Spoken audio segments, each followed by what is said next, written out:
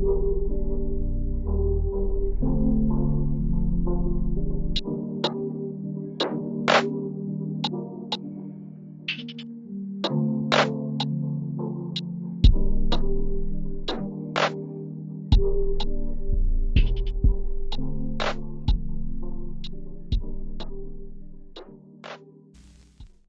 gonna move over to some trophy talk now. Yeah, we're gonna make Calgary fans feel a little bit happier now. Yeah. So what we'll do is, it's like you said, we'll start because the Selke and the Jack Adams trophies came out. Let's start with the Jack Adams because we want to maybe do our Calgary listeners a solid here by talking about how good of a season they had. Historically, the Jack Adams Trophy, in my opinion, is just the we didn't expect you to be this good and you're good, so here you go award. Yeah. But I think there's actually more to it with this one. I think Sutter's actually done a really good job of getting the most out of a very talented roster that had been underperforming for 3 to 4 years at least. Yeah. Changed the way they play. They became a very sort of gritty, defensively solid team that's going to wear you down, similar to how we saw the LA Kings. And he made them a great defensive team while also getting career years out of that first line in Gaudreau, Tkachuk, and Lindholm. I think he actually deserves a lot of credit for the turnaround that we saw with the Flames. What are your thoughts? Yeah, I don't have much to add. I think that was very well said. The trophy is defined as being given to the team, the coach who's contributed most to his team's success, right? Which is, like you said, undoubtedly what Darryl Sutter has done. We got to remember, Calgary didn't make the playoffs last year in a terrible Northern Division. Yeah, they were so disappointing. Right? And correct me if I'm wrong. Past Blake Coleman, did that locker room change much?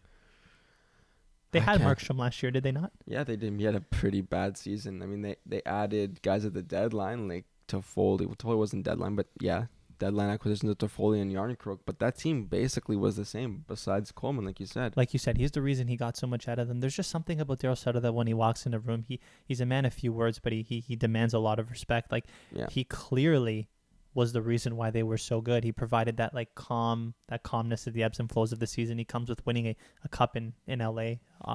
Correct me if I'm wrong. I mean, there was no one else to give it to too. Like Burnett, give me a break. The team was just as good under Joe Quenneville. Yeah, exactly. That's a Joe Quenneville team with a different dude standing there. The New York Rangers, like Gerard Gallant. No, I could have coached that team. They'd be just as good. You know what you have to do for that team to make the playoffs? Just start Shesterkin 82 games. That's what it is. That's right? Exactly what it is. You said it so well. I think when we talked about the Jack Adams a couple episodes ago, or maybe more, the goal saved above expected on New York is so astronomically high, like you were mentioning that. Yeah. It's clear it's not Gerard Gallant. It's Igor Shesterkin bailing them out. Yeah, exactly. Like I've heard this adage said so many times. You show me a good coach, I'll show you a good goalie. That's exactly what it is with Gallant. And listen, the team's having success. I just don't think it was the best coach this year. Yeah, I think it's actually funny. Brunette is still technically interim. They might not even sign him. So imagine how funny that would look if he ended up winning it and I'm not even going to be there. It'd be like Dwayne Casey part 2. Yeah, like Dwayne. We're on the same wavelength today. I was just going to say that too. We're on one. I was going to say I heard a lot of talk about this when the nominees came out.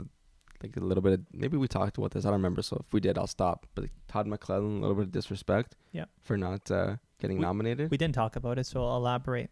Well, because he took a very young LA team with, let's be real, some pretty limited offensive weapons besides Kempe and Kopitar. They're not very great offensively. They missed Doughty for a lot of the year, and he started the development of your boy Sean Durzi, kind of kickstarting him into pretty much he's a pretty bona fide top 4 defenseman at this stage, I would say, if not developing into a top pairing guy. Yeah. So I thought he deserved a little bit more respect. Yes, Vegas was bad, and so there was a pretty good laneway for them to make conference, to make a divisional playoff spot. But hey, that's not something you can hold against them per se. Yeah, it's also not forget they were in a wild card team. They won in their division, right? Exactly. So very true. I think Mike Sullivan also got snubbed this year, right? Yeah, I love Mike Sullivan. Not even because it was the same thing. They were ridden with injuries all year. Gensel, Rust was hurt half the season. Crosby was. I think he was hurt for the first. He missed 20 games at the beginning of the year. Jake Gensel was hurt too. Malkin was gone for half the season too. Tristan Jarry was out the whole playoffs, and they took Spicy Pork all the way to Game 7. Really, you're not going to tell me Mike Sullivan isn't the reason why they were that good? I agree. Tom McClellan and Mike Sullivan got robbed. Mike Sullivan gets robbed every year. It seems like Sullivan and Bruce Cassidy get robbed every year. And I mean, I'm happy that Bruce Cassidy doesn't win because I don't like the Bruins. But from an objective standpoint, those guys should be in the running every year. For sure, and there's no credits given to consistency. That's why John Cooper doesn't win it either that often. It's literally you were bad last year and you're surprisingly good this year. It must be the coach. Let's give it to him.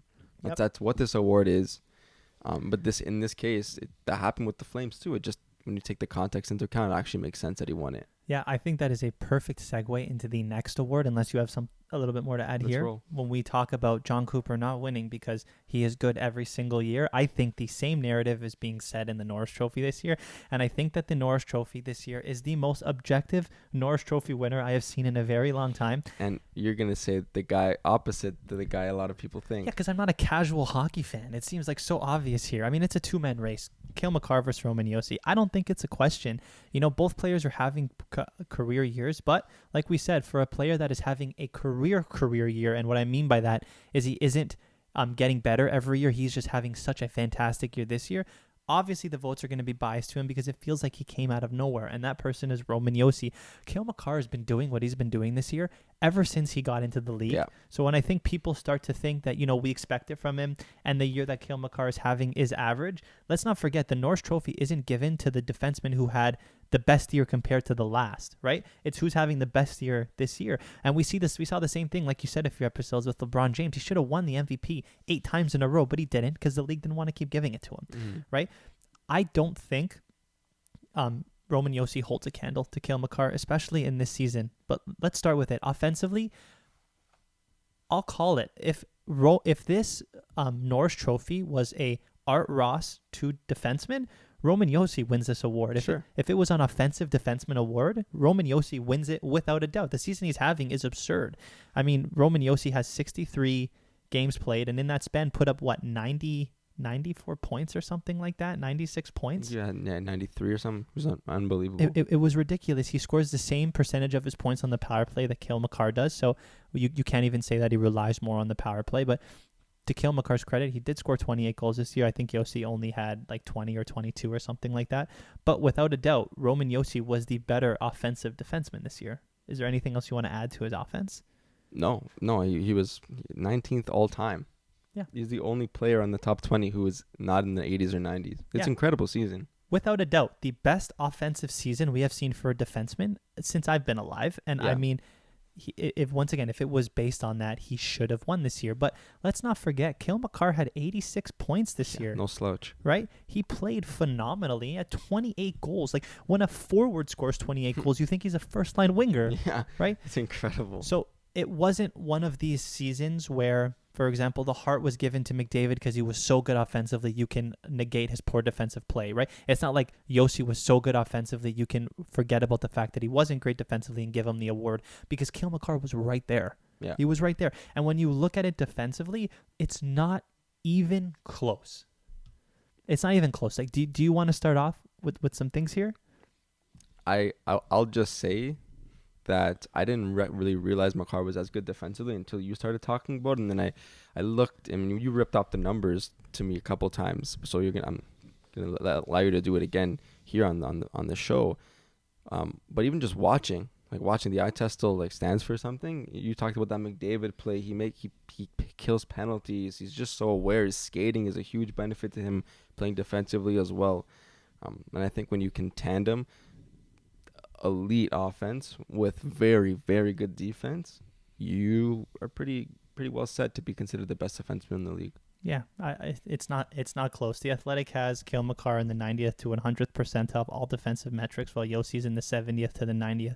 And before I continue with this argument, the whole thing I'm trying to say here is that Cale Makar was slightly worse than Roman Josi offensively this year, but the defensive metrics that he's putting up way outweigh that, and I think make him undoubtedly the Norris Trophy winner, just for the best defenseman, not offensive defenseman, right? Correct. Cale Makar leads Roman Josi in every major category: Corsi for percentage, expected goals percentage, high danger chances. I'm stopping high danger chances. All goes Makar way I'll go Makar's way by quite a bit. And a lot of people said to me, Corsi for percentage isn't a defensive stat. But it is when you do it percentage-wise, because it's telling me that less shots are given up against his team when he's on the ice. So stopping shots is a defensive metric in my book, right?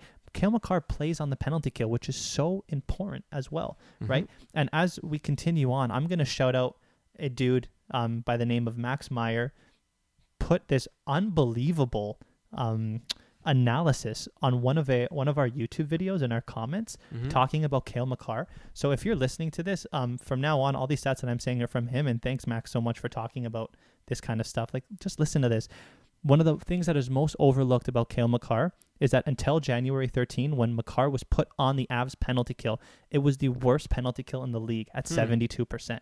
On January 14, Cale Makar gets put on the PK, and since then, the Avs kill over 85% of their penalties against, putting them in the top 10 percentile of teams, right? If that is not single-handedly a great metric testifying to Cale Makar's defensive abilities, I don't know what is. Also, a lot of people like to say Cale Makar is has much better teammates, and you know what? That is true. But when Roman Josi misses games, Nashville is about average, but the 4 games that Makar has missed, the Avs are 0-2-2. Right? Defensively, they need him. The last thing we'll look at is zone entries and zone exits. On aggregate, Roman Josi leads both of those categories only because he has more exits and entries because Nashville relies on him as a player.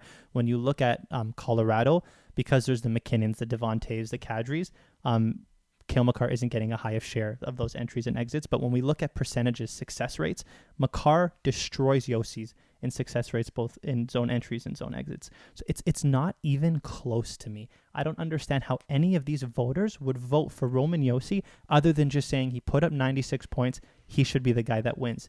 Because if you are a coherent voter that understands the Norris Trophy is to the best defenseman, when you see how average Josi is defensively and how unbelievable Makar is defensively, and then you go Makar is quite honestly maybe the best offensive defenseman in the league too, I don't get it. I also don't get how anyone in the comment section of that TikTok that we posted got mad at us, because it's not close.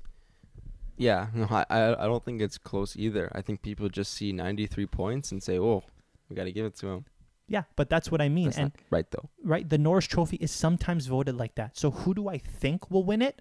I hate to say it, but I think Josi is going to win the Norris. As well. Because, I agree. Right? I don't think voters understand the whole point of the award. Who should win it? It's not even close. Yeah, Makar's the best defenseman in the league. I think all you have to do is just ask fans, who would you rather have on your team starting next year? Don't even consider age. Just consider this season. Based on this season, who would you want to have? I'm taking Makar every day of the week.